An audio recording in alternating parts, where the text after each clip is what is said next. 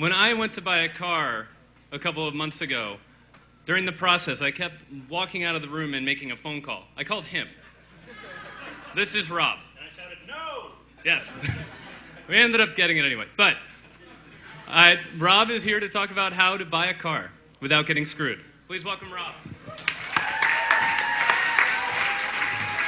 All right, thanks. I think that Brady asked me to do this talk because I may be one of the few people on the planet that actually really enjoys buying a new car. It's kind of one of the few examples of bare-knuckle boxing negotiation left on the planet. Everyone's generally pretty nice.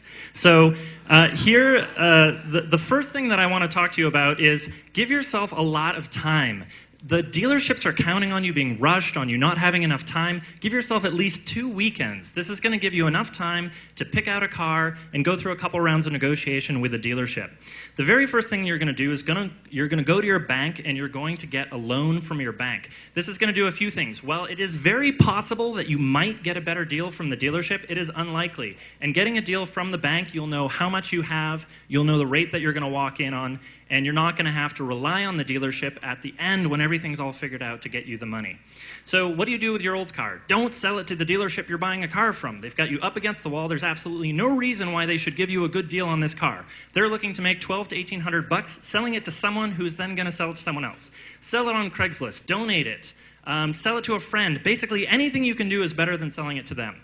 Before you buy your car, you're going to pick out at least 3 different cars that you want and are interested in. You can go more than that, but try not to focus on one car because it will really narrow your options and prevent you from having options. Once you've got it down to 3 cars, you're going to want to go and test drive those cars. There's lots of articles on what to look for in a test drive. You know what a test drive is. You've all driven cars.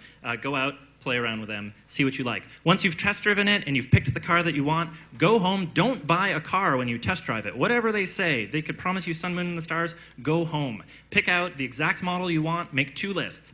The options that you absolutely must have and the options that you would like. Put together this list, and you're going to use this list when you start calling dealers and getting prices. So you should use the invoice, right? No. Invoice is useless. The dealers have figured it out. They know how to add fees over, under, behind, around, everywhere. Ignore the invoice. It's just a distraction. The thing that you really want is competitive bidding. It's the only way that you're going to get the best price. Call 8 to 10 dealerships and tell them, I'm really interested in buying this car today. Can you give me a price? I'm doing competitive bidding. They will say, we don't do competitive bidding. And you'll say, if you give me the best price, I'll come down and buy it from you today. And they'll say, let me give you a call back. So you're going to do the competitive bidding, but the key is they'll try to tell you things like, we'll give you invoice plus $500. You'll show up and they'll say, plus these 18 fees, including the port fee, the ad fee, the paper fee, whatever. When you're doing your bidding, get it the drive it off the lot price. If I were to write you a check today, what is the final price with all of your ads onto there? And then once they've told you that and you found the right car, make sure they actually have it.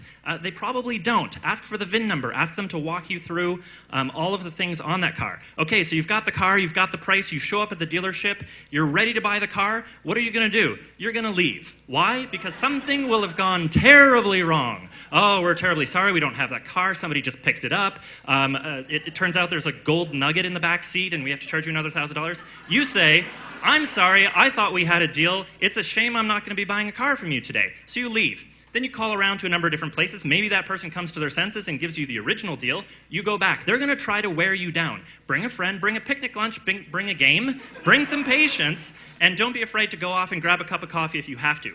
During this process, they will stick to your guns. If it seems weird, it is. I've had people say, here, sign this as-is slip. As-is means no warranty. It's a new car, no warranty. I've had people say, we can't write it on the contract because there's not enough space. If it seems weird, it is weird. Stick to your guns. You're smart people, right? However, you're going to feel like an asshole because you're going to feel like the one person they're going to say, really? Because everyone signs this as-is slip. What's your problem? Right? Stick to your guns. Don't worry about it. You'll feel like an asshole. That's normal. It means you're doing it right. Okay. Don't sign anything until you're done. They're going to keep trying to put things in front of you and have you sign it. Do not sign a single thing until the very end, all the way at the end, and you have everything lined up and the price is there and they've got the keys and you're going to do it, and make sure everything is in writing. Okay, so you've got the price locked. Now you're going to go into the back room. The back room is the ninja salesperson who has worked their way up to the highest margin room in the building. This person is smooth, they're suave, they're skilled. They'll tell you about all the beautiful Carnauba wax and extended warranties and tire rotations and all this fantastic things that just sound so good. don't buy any of it.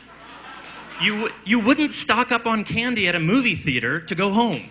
This is high-margin stuff that you could buy anywhere else for half the price. Don't buy a single thing. It'll make them cry, and you'll feel awful, but just really don't buy anything at all.